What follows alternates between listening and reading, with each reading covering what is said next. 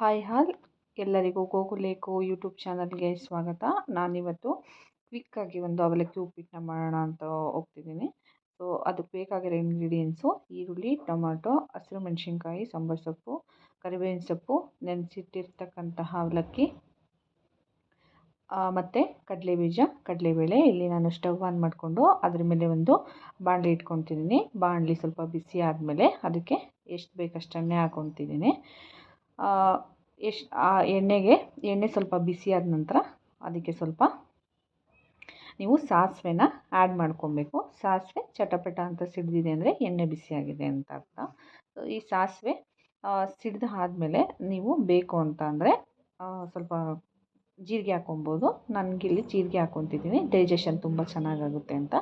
So next ಇದು ಚಟಪಟ ಸಿಡಿದ ಮೇಲೆ ಇದಕ್ಕೆ ಕಡಲೆಬೇಳೆ ಮತ್ತು ಕಡಲೆ ಬೀಜನ ಆ್ಯಡ್ ಮಾಡ್ಕೊತಿದ್ದೀನಿ. ಈ ಕಡಲೆಬೇಳೆ ಕಡಲೆ ಬೀಜ ಚೆನ್ನಾಗಿ ಫ್ರೈ ಆಗಬೇಕು. ತುಂಬ ಜಾಸ್ತಿನೂ ಸಹ ಫ್ರೈ ಮಾಡಬಾರ್ದು ಮತ್ತು ಕಡಿಮೆನೂ ಮಾಡಬಾರ್ದು. ಕಡಿಮೆ ಮಾಡಿದರೆ ಏನಾಗುತ್ತೆ, ಫುಲ್ಲು ತಿನ್ನಬೇಕಿದ್ರೆ ಅದು ಕ್ರಿಸ್ಪಿ ಅಂತ ಅನಿಸಲ್ಲ. ಸೊ ಹಂಗಾಗಿ ನಾರ್ಮಲಾಗಿ ಎಷ್ಟು ಬೇಕಷ್ಟು ಫ್ರೈ ಮಾಡ್ಕೊಳ್ಳಿ. ಜಾಸ್ತಿ ಫ್ರೈ ಮಾಡಿದರೆ ಇದು ಫುಲ್ ಕಪ್ಪಾಗ್ಬಿಡುತ್ತೆ, ಟೇಸ್ಟೇ ಹೊರಟೋಗ್ಬಿಡುತ್ತೆ. ಸೊ ಎಷ್ಟು ಬೇಕಷ್ಟು ಅದನ್ನು ಚೆನ್ನಾಗಿ ಫ್ರೈ ಮಾಡ್ಕೊಬೇಕು. ಇದು ಫ್ರೈ ಆಗಿದೆ. ನೆಕ್ಸ್ಟ್ ಇದಕ್ಕೆ ನಾನು ಕರಿಬೇವಿನ ಸೊಪ್ಪು ಹಾಕ್ಕೊತಿದ್ದೀನಿ. ಕರಿಬೇವಿನ ಸೊಪ್ಪು ಸಹ ಚಟಪಟ ಸಿಡಿದಾದ್ಮೇಲೆ ಇದಕ್ಕೆ ಹಸಿರು ಮೆಣಸಿನ್ಕಾಯಿ ಕಟ್ ಮಾಡಿರೋದು ಹಾಕ್ಕೊಬೇಕು.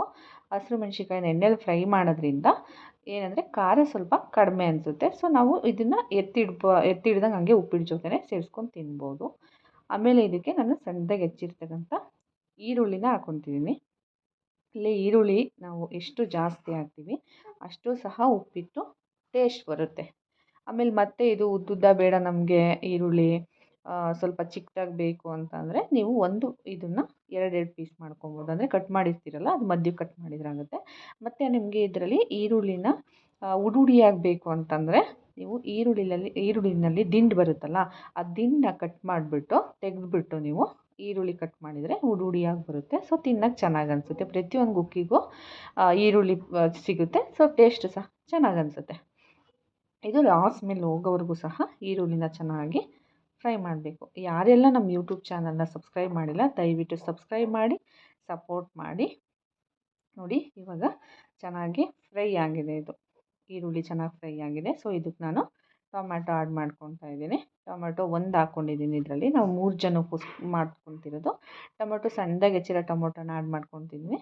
ಇದು ಫ್ರೈ ಮಾಡ್ತಿದ್ದೀನಿ. ಇವಾಗ ಚೆನ್ನಾಗಿ ಫ್ರೈ ಆಗಬೇಕು, ಹಸಿ ಸ್ಮೆಲ್ ಬರಬಾರ್ದು. ಸೊ ಟೊಮೊಟೊ ಎಷ್ಟು ಚೆನ್ನಾಗಿದಾಗುತ್ತೆ, ತುಂಬ ಜಾಸ್ತಿನೂ ಸ್ಮ್ಯಾಶ್ ಆಗೋ ಥರ ಇದನ್ನು ಫ್ರೈ ಮಾಡಬಾರ್ದು.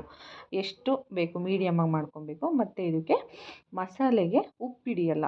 ಅವಲಕ್ಕಿ ಹಾಕಿದ ನಂತರ ಉಪ್ಪು ಹಾಕಿದರೆ, ಸೊ ಅದಕ್ಕೇ ಮಸಾಲೆಗೆ ಸ್ವಲ್ಪ ಉಪ್ಪು ಹಾಕ್ಬೇಕು. ಎಷ್ಟು ಬೇಕಷ್ಟು ಹಾಕ್ಬಿಟ್ಟು ಚೆನ್ನಾಗಿ ಫ್ರೈ ಮಾಡಬೇಕು. ಇವಾಗ ಈ ಥರ ಹಾಕೋದ್ರಿಂದ ಮಸಾಲೆಗೆ ಚೆನ್ನಾಗಿ ಉಪ್ಪು ಹಿಡಿಯುತ್ತೆ.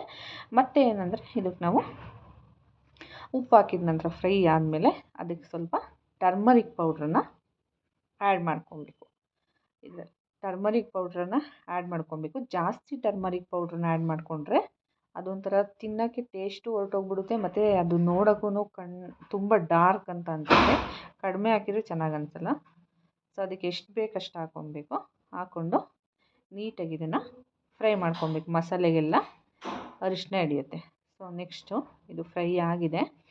ಫ್ರೈ ಆದಮೇಲೆ ನಾವೇನು ಅವಲಕ್ಕಿನ ನೆನೆಸಿಟ್ಟಿರ್ತೀವಲ್ವ, ಎಷ್ಟು ಬೇಕು ನೀವು ಎಷ್ಟು ಜನಕ್ಕೆ ಮಾಡ್ತೀರಾ ಅಷ್ಟು ಅವಲಕ್ಕಿನ ನೀವು ಫಸ್ಟು 2-3 ಸಲ ತೊಳೆದು ಚೆನ್ನಾಗಿ, ಅದು ಸ್ವಲ್ಪ ತುಂಬ ಗಟ್ಟಿ ಇದ್ದರೆ ಸ್ವಲ್ಪ ನೀರಲ್ಲಿ ನೆನೆಯೋಕೆ ಇಡಿ. ಇಲ್ಲಾಂದರೆ ತೊಳೆದ್ಬಿಟ್ಟು ಒಂದು 3-4 ಸಲ ತೊಳೆದ್ಬಿಟ್ಟು ಅದನ್ನು ಸೋರಕ್ಕೆ ಇಟ್ಬಿಟ್ಟು ಅದನ್ನು ಮಸಾಲೆಗೆ ಮಿಕ್ಸ್ ಮಾಡೋಕ್ಕೆ ಹಾಕಬೇಕು.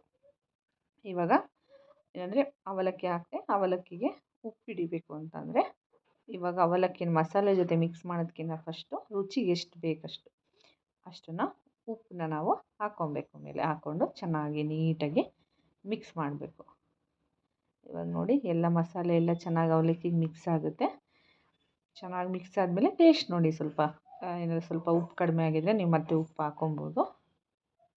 ಇದಕ್ಕೆ ಲೆಮನ್ ಜ್ಯೂಸು ಸಹ ಬೇಕಂದರೆ ನೀವು ಹಾಕ್ಕೋಬೋದು. ಅದು ಆಪ್ಷನಲ್ಲು. ಚೆನ್ನಾಗಿ ಅನಿಸುತ್ತೆ. ತುಂಬ ಅನಿಸಿದರೆ ಹುಳಿ ಅನಿಸ್ಬಿಡುತ್ತೆ.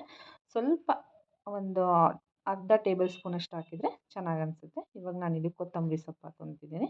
ಕೊತ್ತಂಬರಿ ಸೊಪ್ಪು ಹಾಕೊಂಡು ಸ್ಟವ್ ಆಫ್ ಮಾಡಿದರೆ ಮುಗೀತು. ಯಾರೆಲ್ಲ ನಮ್ಮ ವೀಡಿಯೋನ ನೋಡ್ತಾಯಿದ್ರೆ ಎಲ್ರಿಗೂ ಥ್ಯಾಂಕ್ ಯು. ಮುಂದೆ ಅಪ್ಲೋಡ್ ಮಾಡೋ ವೀಡಿಯೋಸ್ನ ಸಹ ನೋಡಿ ನಮ್ಮ ಚಾನಲ್ ಸಬ್ಸ್ಕ್ರೈಬ್ ಮಾಡಿ, ಶೇರ್ ಮಾಡಿ, ಲೈಕ್ ಮಾಡಿ, ನಮಗೆ ಸಪೋರ್ಟ್ ಮಾಡಿ. Thank you so much for watching. Bye.